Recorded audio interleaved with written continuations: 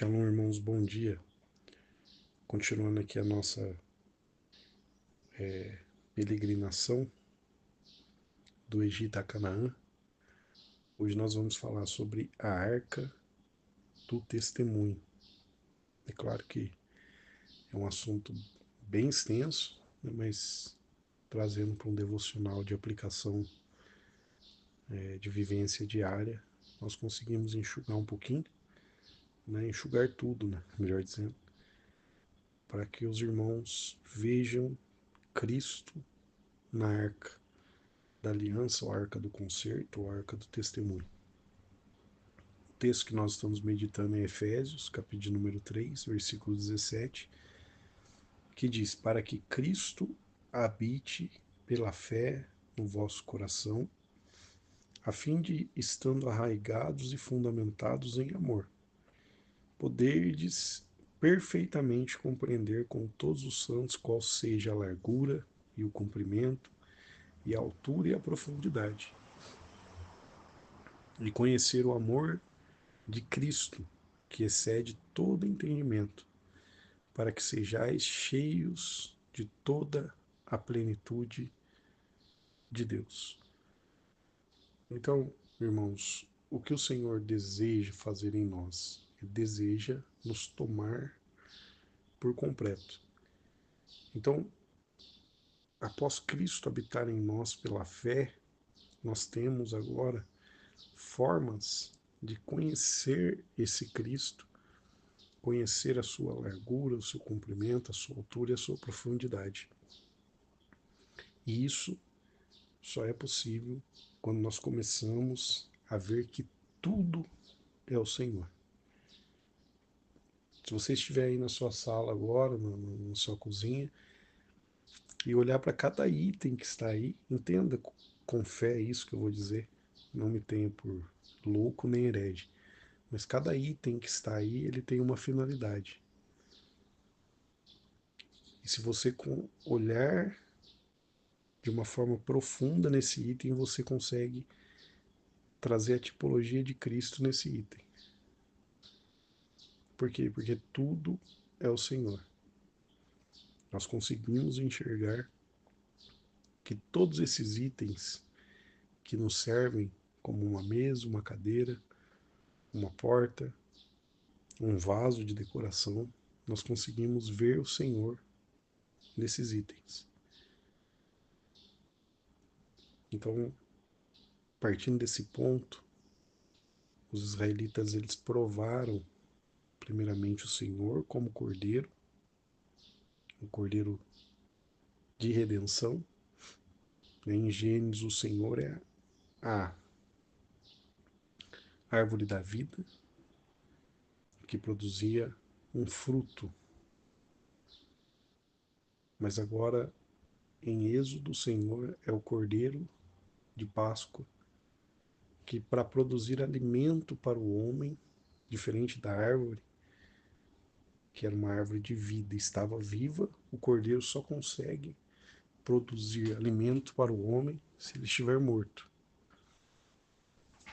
Por conta que agora entra um fator que o pecado trouxe, ou seja, a morte, e o Cordeiro só consegue suprir a fome do homem por intermédio de derramar de sangue. Por isso que ele já apontava para o Cordeiro sem mácula na cruz, que é o nosso Senhor. E depois nós experimentamos Cristo como nosso maná diário, todos os dias a provisão dos céus.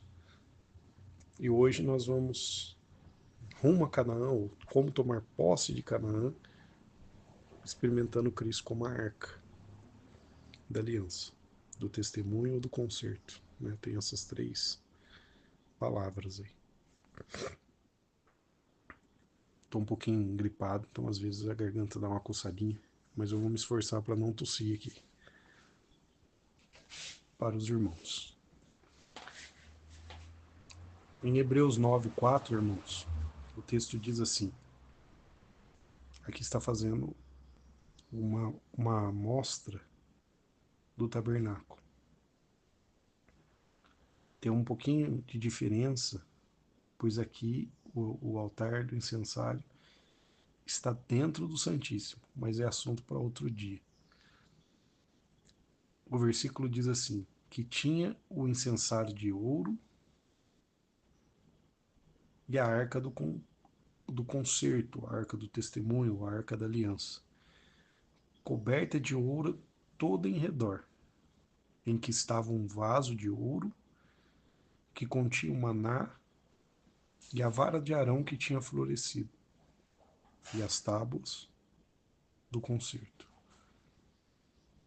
O versículo 5 diz: E os querubins da glória, que com suas asas cobriam o propiciatório, porém dessas coisas agora não falaremos particularmente. Então, irmãos, como ver Cristo na arca da aliança? Como ver Cristo na arca do concerto? O primeiro aspecto que nós precisamos entender disso é que a arca ela tinha uma dupla natureza. Se você lê lá, quando o Senhor mostra o modelo para Moisés, ele pede que a arca seja feita de madeira de acácia e coberta com ouro. Então, o primeiro aspecto que nós já conseguimos enxergar de Cristo na arca é sua dupla natureza: homem e Deus. E se você observar, como nós lemos aqui, o texto vai nos dizer que o Senhor pegou o seu regimento, as suas regras, no bom sentido, né? Porque regras, às vezes, hoje, no mundo que nós estamos, tem um sentido pejorativo, mas Deus pegou a sua forma de pensamento e colocou dentro da arca. O texto vai nos dizer que as tábuas do concerto estavam dentro da arca. Ou seja, Deus, ele pegou a forma que ele pensa e colocou dentro da arca. Da mesma forma, trazendo a tipologia, é o que ocorre quando nós olhamos para a Epístola de João, que ele diz que ninguém nunca viu Deus, mas o Filho o tornou conhecido. Então, se nós queremos ver Deus hoje, olhemos para o Filho. Ou seja, o estatuto de Deus, a forma que Deus pensa, o regimento de Deus está dentro da arca. As pedras dos mandamentos estão dentro da arca. Da mesma forma que Deus está dentro de Cristo.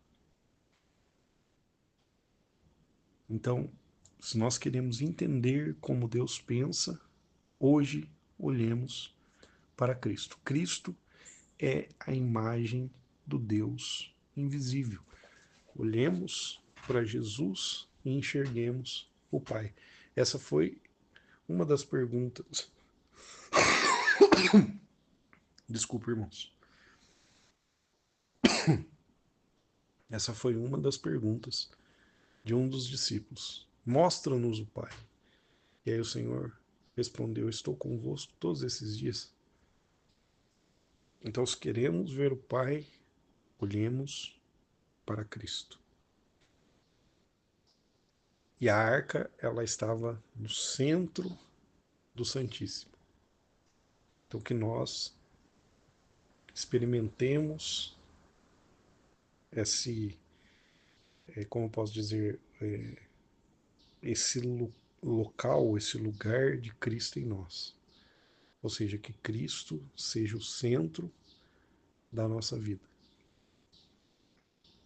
Dentro da arca havia 3 itens. Cada um desses itens fala ou nos fala de 3 posições da nossa primogenitura. O primeiro item é esse que eu mencionei, o testemunho de Deus. Então, quando olhamos e vemos que nós somos reis. E nós não somos reis por nossas leis. Nós somos reis por uma lei. E que lei é essa, irmãos? A lei que brada pela voz do Senhor no Monte da Transfiguração, dizendo: Este é meu filho amado, em quem eu me alegro, a ele ouvir, ou a ele ouvir, tendo do seu lado o testemunho de duas testemunhas, como a lei mosaica pedia, que a palavra seja confirmada por testemunho de duas ou três testemunhas. Então está o Senhor, está do seu lado Moisés e do outro lado Elias. A voz do céu diz: Este é meu filho, eu estou feliz com ele, a ele ouvi. E ali estão os discípulos que mostram o povo. Então, se tratando de reino, a lei do nosso reino, ou a lei do reino em que pertencemos, é a boca de Cristo falando conosco. E isso de duas formas. A indução de Cristo dentro de você, o Senhor, pelo Espírito Santo, nos mostra o que devemos ou não fazer. A unção nos ensinará todas as coisas. Mas olhando para João, diz: Aquele que me ama, guarda as minhas palavras. Irmãos, que palavras são essas?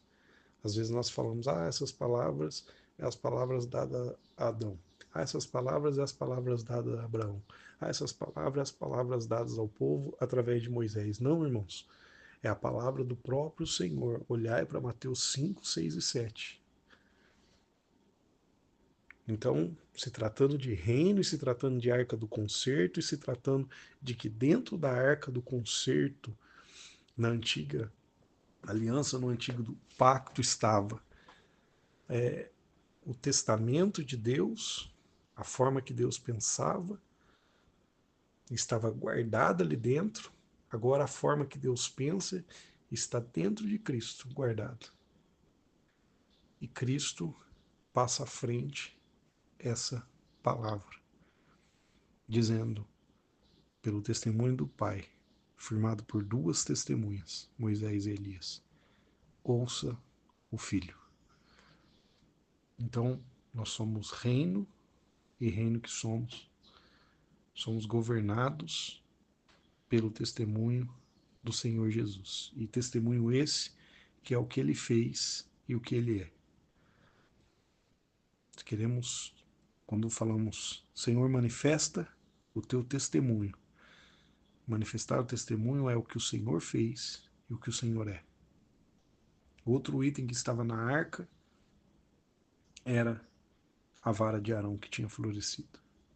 Somos sacerdotes, irmãos. Quando olhamos para Jesus, no primeiro concerto, a vara de Arão floresceu. Mas para que se levantasse o sumo sacerdote, ou sacerdote dos sacerdotes da ordem de Melquisedeque, o sumo sacerdote, ao ouvir do Senhor Jesus que ele era o Messias, ele quebrou o bordão e rasgou suas vestes, dando início à ordem de Melquisedeque, e não mais neste tempo. Neste tempo, voltará em outro tempo, mas não mais nesse tempo.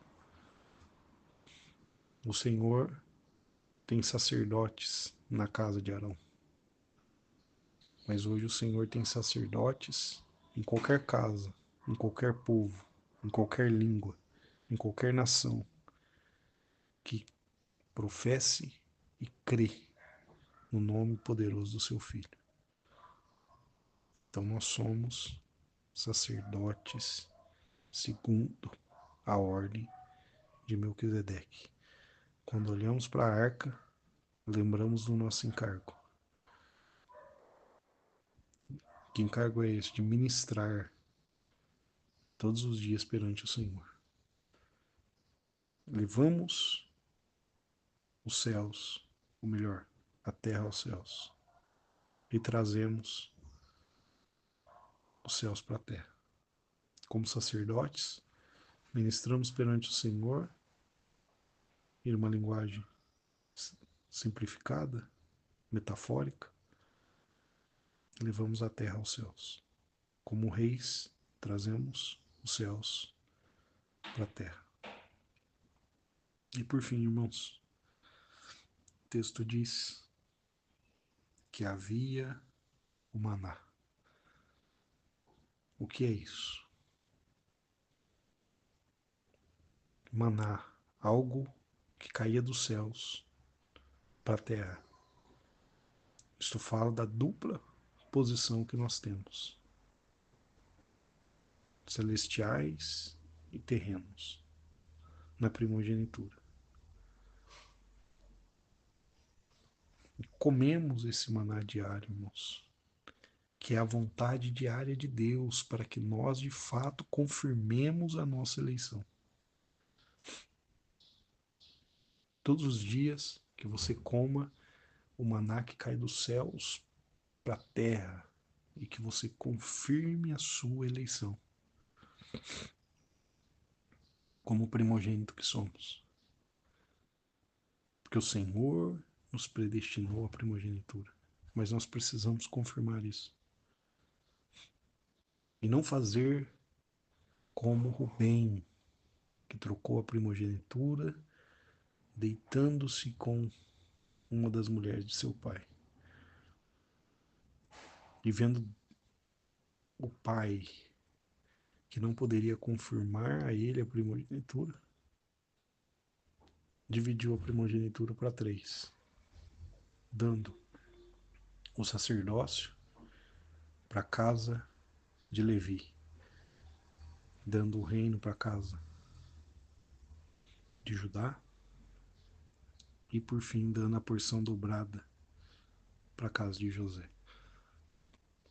Que nós, irmãos, pelo auxílio da arca, que é Cristo manifesto, mesclado homem e Deus, nós possamos conseguir trazer Cristo para o centro da nossa vida. No nome de Jesus. Que o Senhor abençoe seu dia, sua tarde, sua noite, quando você vê essa mensagem. E que Cristo abunde de verdade, como está escrito nesse texto que nós lemos aqui. Que ele seja abundante na nossa vida e que ele habite sempre no nosso coração pela fé.